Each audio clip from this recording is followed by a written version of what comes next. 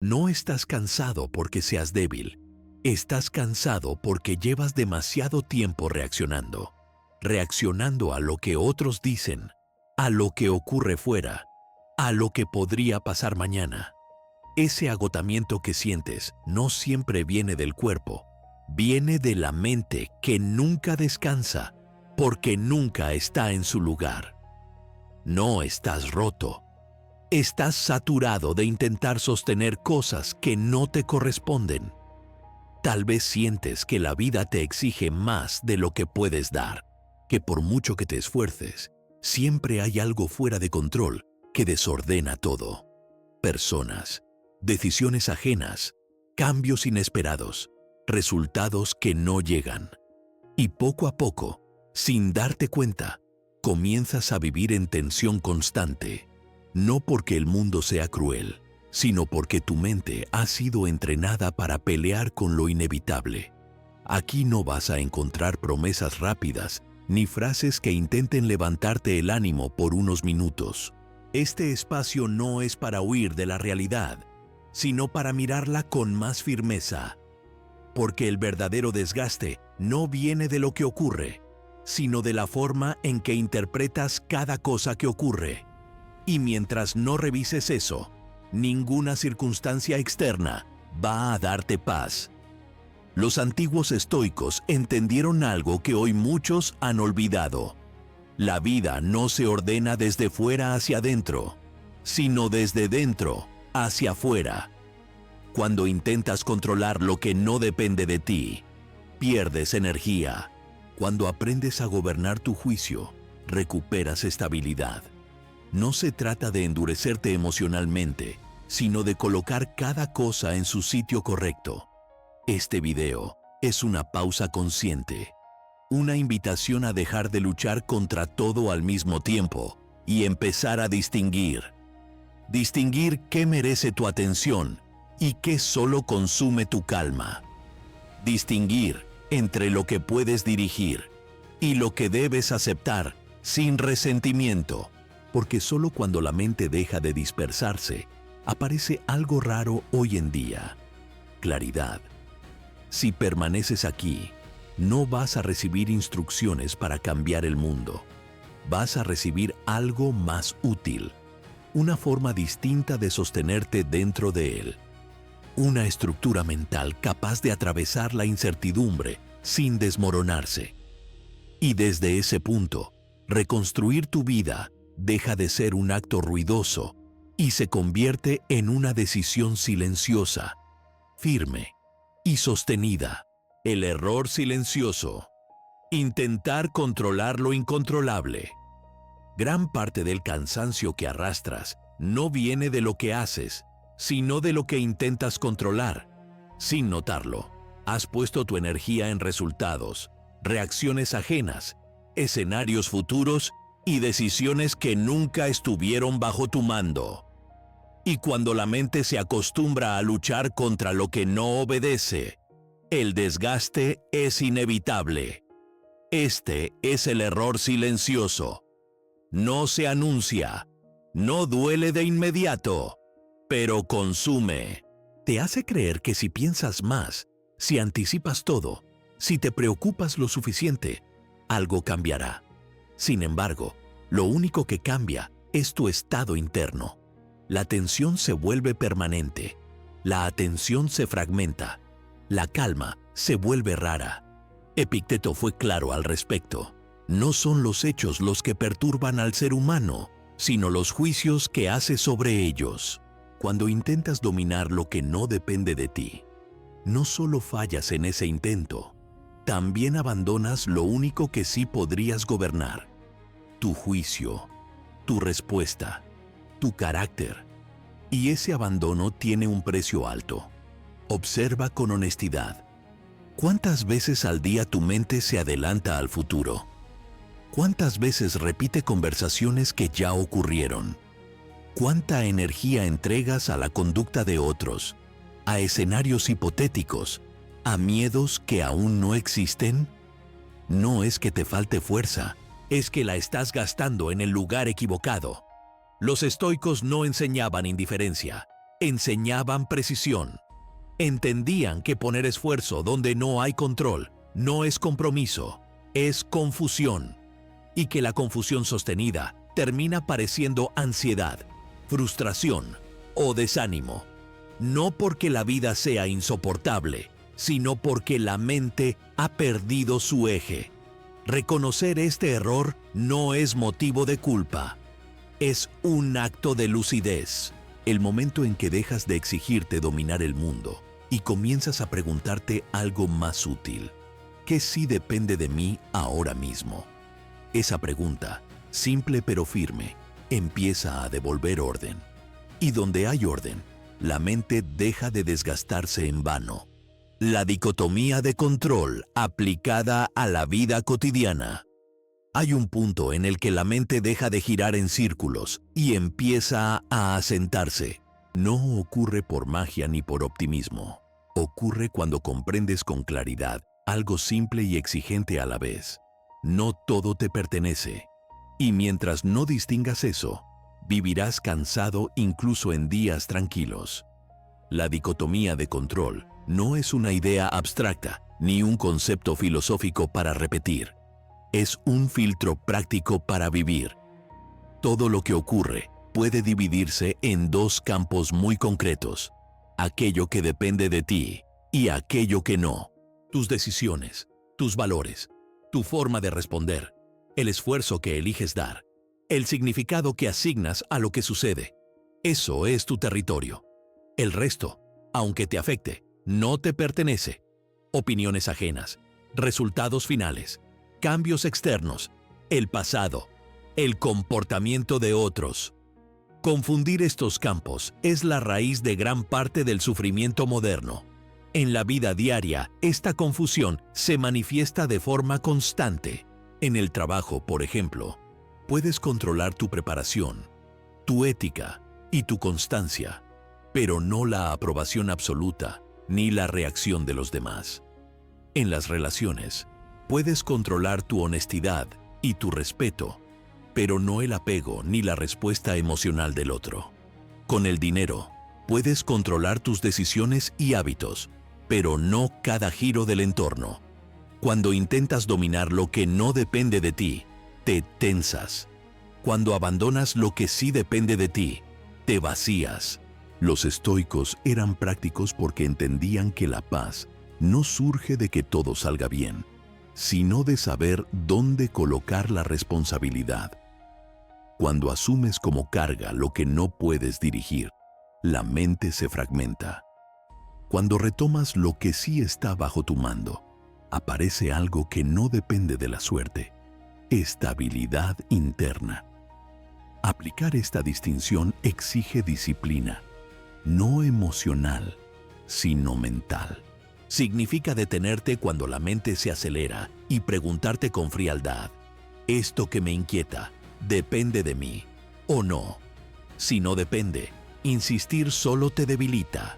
Si depende, posponerlo es una forma de traición interna. Esta claridad reduce el ruido, te devuelve energía, te saca del papel de víctima silenciosa. No se trata de resignación ni de indiferencia, se trata de enfoque, de colocar tu esfuerzo donde puede producir carácter, no desgaste. La vida sigue siendo incierta, pero tú ya no estás desordenado por dentro. Y cuando la mente aprende a distinguir, deja de reaccionar a todo y empieza a responder solo a lo que importa. Aquí comienza un cambio real, no visible, pero decisivo. Porque cuando sabes exactamente qué te corresponde y qué no, la vida deja de parecer una carga imposible y se convierte en un terreno claro. No fácil, pero claro. Y la claridad es la base de toda reconstrucción silenciosa. Aceptar el destino sin resignarse. Hay una diferencia profunda entre aceptar y rendirse, pero la mayoría de las personas las confunden. Por eso rechazan la idea de destino.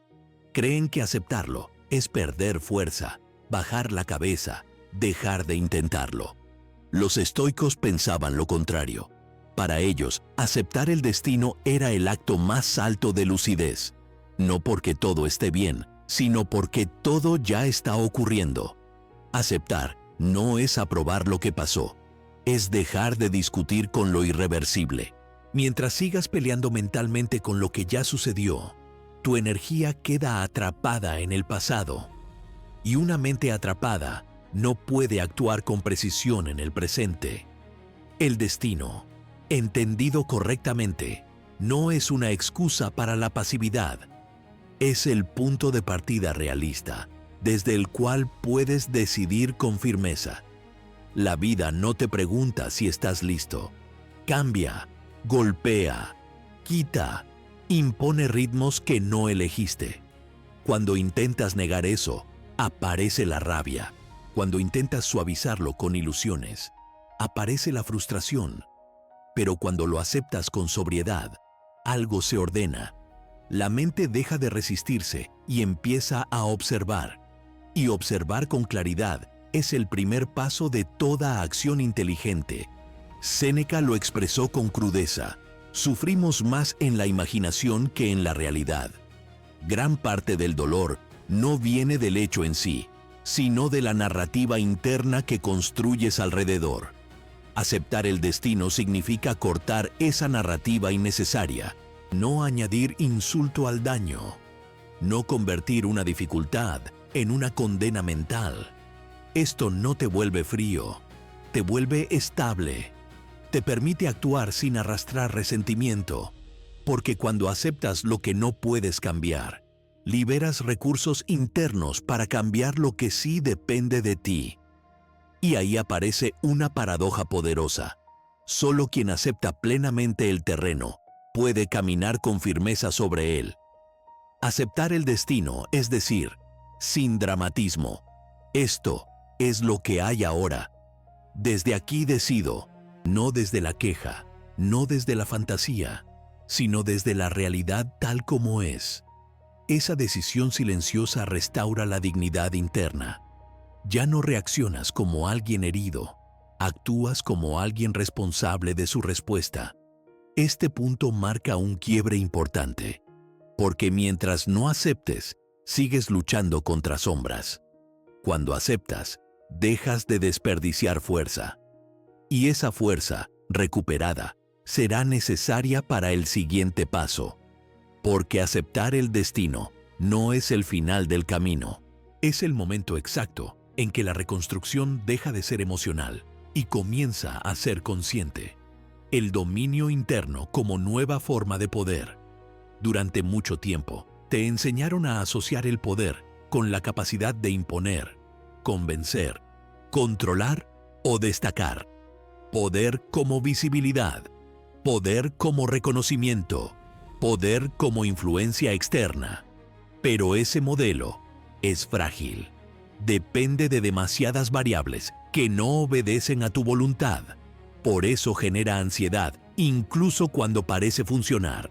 El estoicismo propone otra forma de poder, más silenciosa, más estable. Un poder que no necesita ser visto para ser real. El dominio interno. La capacidad de gobernar tus juicios, sostener tu carácter y actuar conforme a la razón incluso cuando las emociones presionan en sentido contrario. Este poder no elimina las dificultades, pero impide que te destruyan por dentro. Quien se domina a sí mismo no necesita ganar todas las discusiones ni demostrar constantemente su valor, no porque le falte fuerza, sino porque sabe dónde usarla. Entiende que cada reacción impulsiva es una cesión de poder. Cada vez que permites que una emoción desordenada dirija tus actos, has entregado el mando de tu mente. Marco Aurelio se recordaba a sí mismo algo esencial: tú tienes poder sobre tu mente, no sobre los acontecimientos. Y en esa frase hay una libertad que pocos exploran. Porque cuando aceptas que el control externo es limitado, el control interno se vuelve prioritario. Ya no te defines por lo que ocurre, sino por cómo eliges responder. Este dominio no se construye con rigidez, sino con vigilancia consciente. Observas tus pensamientos antes de creerlos. cuestionas tus impulsos antes de seguirlos. No suprimes lo que sientes, pero decides qué lugar ocupará en tu conducta. Esa distancia entre sentir y actuar es el espacio donde nace la fortaleza.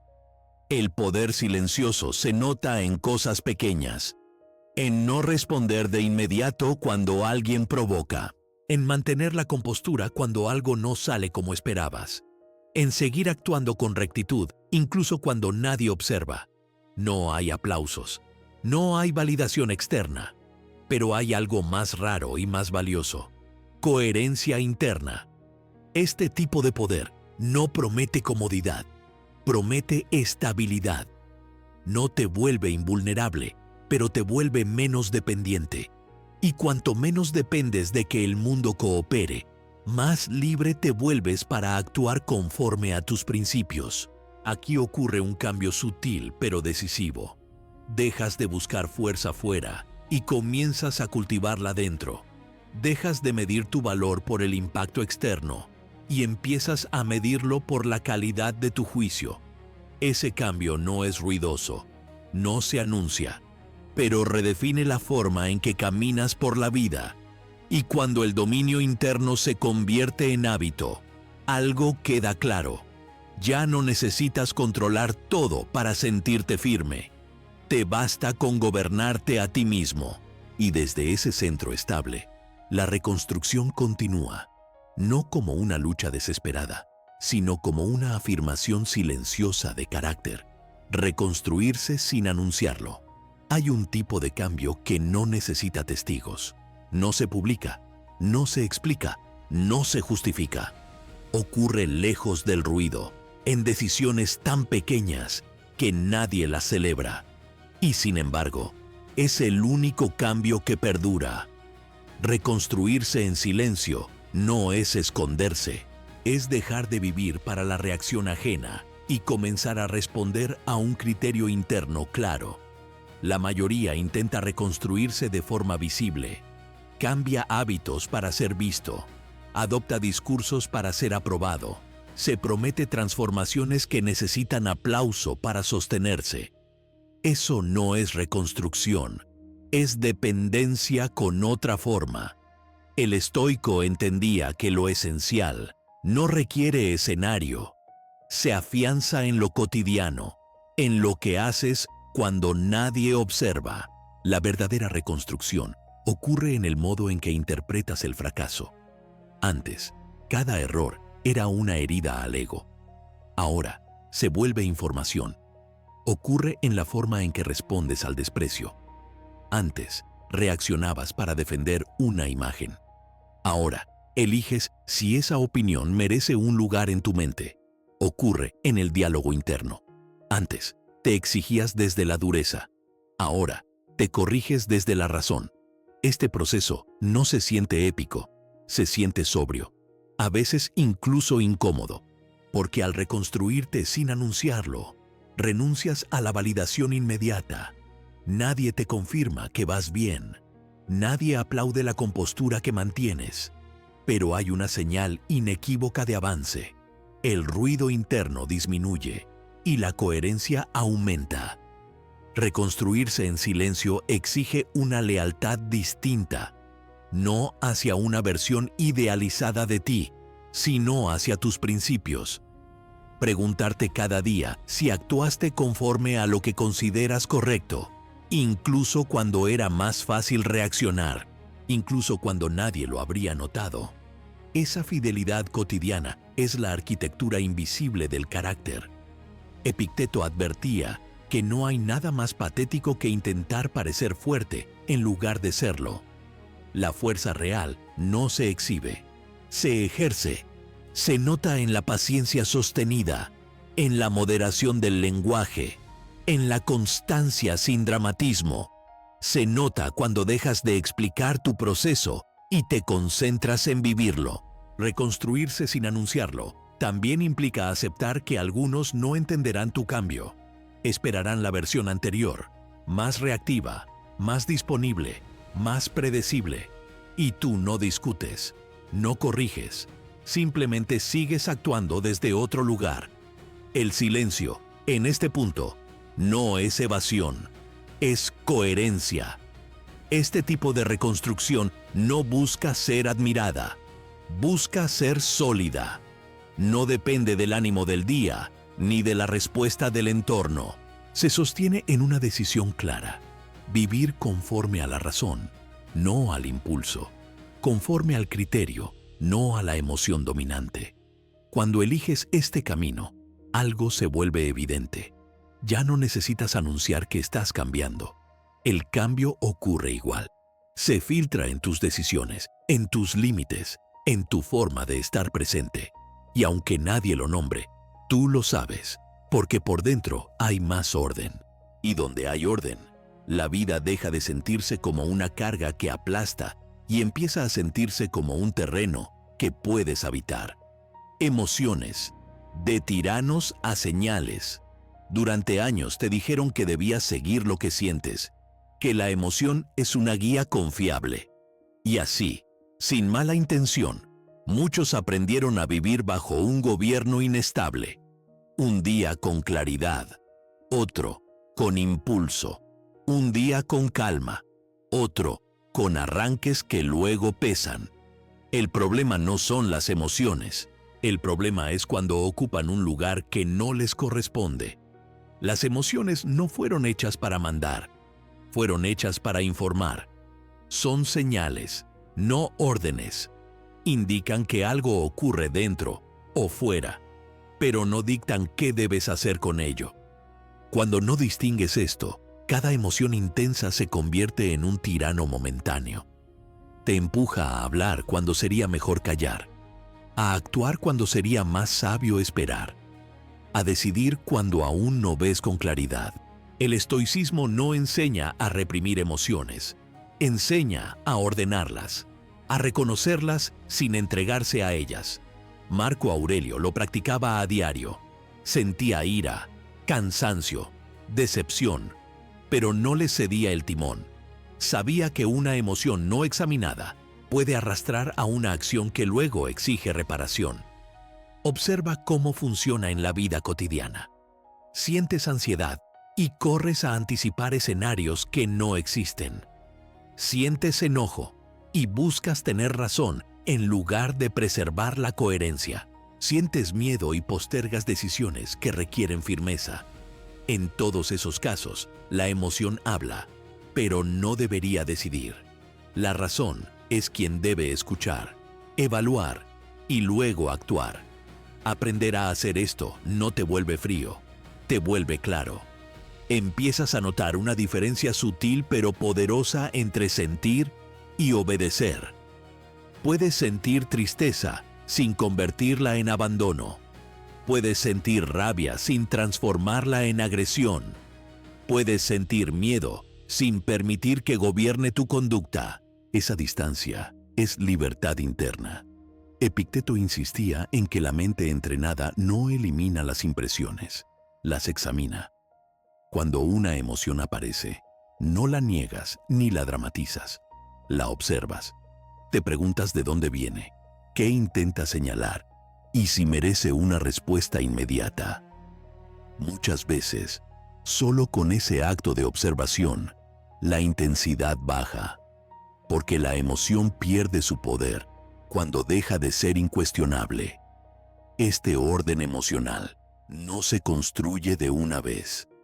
Se entrena en conversaciones difíciles, en silencios incómodos, en decisiones pequeñas donde eliges no reaccionar de inmediato. Cada vez que haces eso, fortaleces la parte de ti que decide con criterio y no con impulso. Con el tiempo, ocurre algo importante. Las emociones siguen llegando, pero ya no te desorganizan. Se convierten en información útil, no en tormentas internas. Ya no te arrastran de un estado a otro. Pasan, dejan su mensaje y se van. Y tú permaneces. Cuando logras este cambio, la vida interna se vuelve más habitable. No porque ya no sientas, sino porque ya no estás a merced de lo que sientes. Y ese dominio emocional es una de las bases más sólidas de la reconstrucción silenciosa. Porque quien no es gobernado por sus emociones puede elegir con claridad incluso en medio del caos. El presente como único campo de acción. Gran parte del sufrimiento no vive donde estás, vive donde imaginas, en un futuro que aún no existe, o en un pasado que ya no puede responderte. La mente salta de uno a otro buscando control, reparación, seguridad. Y en ese salto constante, abandona el único lugar donde algo real puede hacerse, el ahora. La ansiedad se alimenta del mañana. La culpa se aferra al ayer. Ambas comparten un rasgo. Te sacan del presente. Y cuando no estás presente, no puedes decidir con precisión. Reaccionas, te adelantas, te castigas. El estoico entendía que el presente no es una consigna inspiradora, es un territorio operativo. Es el único espacio donde la razón puede actuar. Marco Aurelio lo escribió con claridad. No vivas como si fueras a vivir 10.000 años. Actúa ahora, no como urgencia, sino como enfoque. El ahora no es estrecho, es suficiente. Contiene exactamente lo que necesitas para ejercer virtud, juicio y autocontrol. Nada más es requerido para sostener una vida digna. Estar en el presente no significa ignorar planes ni lecciones. Significa no permitir que te gobiernen. Planificas con la razón y vuelves a la hora para ejecutar. Recuerdas con sobriedad y vuelves a la hora para actuar mejor. El error es quedarse atrapado, repetir escenas, anticipar catástrofes, vivir en la mente y no en la acción. Observa cómo cambia todo cuando reduces el foco, no el mes, no el año, no la versión ideal de ti, solo esta decisión, esta respuesta, esta conversación, este gesto concreto de coherencia. La mente se aquieta porque deja de cargar con lo que no puede resolver hoy. Y esa quietud no es pasividad, es precisión. El presente también exige coraje, porque no puedes esconderte en explicaciones futuras ni en lamentos pasados. Aquí se ve tu carácter. Aquí eliges si respondes con templanza o con impulso. Aquí decides si sostienes un límite o lo diluyes por comodidad. El ahora revela, pero también fortalece. Cuando entrenas esta presencia, ocurre algo silencioso. La ansiedad pierde terreno porque no encuentra espacio donde instalarse. La culpa se vuelve instructiva, no paralizante. Y la atención, antes dispersa, se vuelve herramienta. Ya no necesitas sentirte listo para actuar. Actúas y la claridad aparece después. Este anclaje cambia la forma en que atraviesas el día. Menos carga mental, más acción sobria, menos ruido interno, más dirección. No porque todo esté resuelto, sino porque sabes dónde poner el pie siguiente. Y eso basta para avanzar con firmeza. El presente no promete comodidad, promete realidad. Y en la realidad, cuando la mente está ordenada, siempre hay algo que depende de ti. Ese es el campo donde la reconstrucción se vuelve concreta. No en grandes declaraciones, sino en actos pequeños sostenidos. Acto tras acto. Ahora tras ahora. La disciplina que no se ve. Hay una disciplina que nadie aplaude. No transforma tu imagen, no produce admiración inmediata, no se nota desde fuera. Y sin embargo, es la que sostiene todo lo demás. La disciplina invisible no vive en grandes gestos, vive en decisiones mentales pequeñas y constantes, en lo que eliges pensar, en lo que decides ignorar, en las batallas que conscientemente no peleas. La mayoría asocia disciplina con fuerza de voluntad externa, levantarse temprano, cumplir rutinas, imponerse horarios, Todo eso tiene valor, pero es frágil si no está respaldado por disciplina interna. Sin ella, cualquier hábito se abandona cuando la emoción cambia. Los estoicos lo sabían. Por eso entrenaban primero la mente, no la apariencia. La disciplina que no se ve comienza con el control de la atención. Decidir a qué pensamientos dar espacio y a cuáles no. No todo lo que aparece en tu mente merece ser escuchado. Algunos pensamientos son residuos del miedo, del ego herido, de la comparación constante. Darles atención es alimentarlos.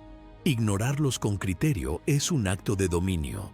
También se manifiesta en el lenguaje interno, en no exagerar los problemas, en no dramatizar los errores, en no hablarte como enemigo cuando fallas. Corregirte sin insultarte es disciplina. Volver al criterio cuando la emoción empuja en otra dirección es disciplina. Mantener una línea de conducta incluso cuando nadie observa es disciplina. Esta forma de constancia no se siente heroica, se siente sobria, a veces incluso aburrida, porque no ofrece dopamina inmediata, pero produce algo más estable, carácter. Y el carácter, a diferencia del ánimo, no fluctúa con facilidad. Te sostiene en días buenos y te mantiene firme en días difíciles. La disciplina invisible también implica saber cuándo retirarte. No de tus responsabilidades, sino de discusiones innecesarias, de comparaciones estériles, de estímulos que desordenan tu mente. Elegir no exponerte a lo que te debilita no es huida, es inteligencia aplicada. Epicteto insistía en que la libertad se construye renunciando a lo que no te corresponde. Cada vez que te niegas a reaccionar de forma automática, refuerzas esa libertad. Cada vez que eliges responder desde el criterio y no desde el impulso, consolidas una estructura interna que no depende del humor del día. Con el tiempo, esta disciplina crea un efecto acumulativo. No hay un momento exacto en que te das cuenta de que eres más firme. Simplemente un día notas que ciertas cosas ya no te sacan de eje, que ciertas provocaciones ya no te dominan, que tu mente vuelve al orden con más rapidez. Ese es el progreso real. Esta constancia silenciosa es lo que hace posible todo lo anterior. Sin ella, la dicotomía de control se olvida, la aceptación se debilita, el dominio interno se vuelve discurso. Con ella, todo se integra, no como teoría, sino como forma de estar en el mundo. La disciplina que no se ve no busca perfección, busca alineación. Alinear lo que piensas, lo que dices y lo que haces, una y otra vez, día tras día, sin drama, sin anuncio. Y cuando eso se sostiene, la vida deja de sentirse caótica, incluso cuando no es fácil, porque hay algo firme desde donde responder. Cierre, orden interno, pase lo que pase. La vida no se va a volver predecible después de esto. No se va a suavizar por respeto a tu esfuerzo. No va a esperar a que estés listo. Eso no cambia. Y entenderlo es parte de la calma que ahora empieza a asentarse. Porque el objetivo nunca fue controlar el mundo, sino dejar de perderte dentro de él. Cuando el orden interno se consolida, algo esencial se redefine. Los problemas siguen llegando, pero ya no invaden toda tu mente. Las emociones aparecen, pero no gobiernan tus decisiones. El futuro sigue siendo incierto, pero deja de ser una amenaza constante. No porque ahora sepas lo que va a pasar, sino porque sabes desde dónde responder. Este es el punto al que apuntaba todo el recorrido. No a una vida sin dificultad, sino a una mente que no se desarma frente a ella. Una mente que distingue con claridad lo que depende de su juicio y lo que debe aceptar sin resentimiento. Una mente que no necesita dramatizar para sentirse viva ni endurecerse para sentirse fuerte. El estoicismo nunca prometió felicidad permanente. Prometió algo más honesto y más útil: estabilidad, la capacidad de permanecer íntegro cuando el entorno es cambiante, de actuar con criterio cuando la emoción presiona, de sostener el carácter incluso cuando nadie observa. Ese es el verdadero progreso, silencioso, firme, acumulativo. A partir de aquí, reconstruir tu vida deja de ser un proyecto grandioso y se convierte en una práctica diaria, no en grandes decisiones, sino en elecciones pequeñas repetidas. ¿Qué pensamiento alimentas? ¿Qué reacción suspendes? ¿Qué valor eliges honrar hoy? Eso es lo que, con el tiempo, levanta una vida sólida. No necesitas anunciarlo, no necesitas convencer a nadie. El orden interno no busca testigos. Se confirma en la forma en que caminas, en cómo hablas, en cómo eliges callar. Se confirma cuando el mundo no coopera y aún así no te desordenas por dentro. Pase lo que pase, habrá algo que permanece bajo tu mando: tu juicio, tu respuesta, tu forma de estar presente. Mientras eso esté en su lugar, la vida puede ser desafiante, pero no te quiebra. Puede ser incierta, pero no te arrastra. Puede ser dura, pero no te vuelve amargo. Ese es el resultado real de este camino. No una transformación ruidosa, sino una estructura interna capaz de sostenerte.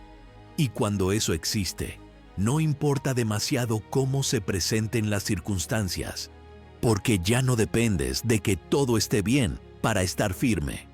Y esa firmeza, una vez alcanzada, no necesita demostrarse.